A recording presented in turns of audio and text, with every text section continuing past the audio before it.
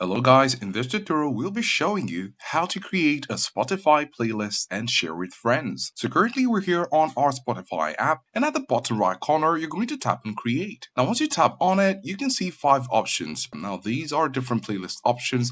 We're going to go ahead with AI playlist. So right here you can simply type in your idea, or you could go ahead and choose from the options that have been provided here. We're going to tap on trending hip hop songs I might like. Tap on it. Great. So you have a list that has been populated by the AI.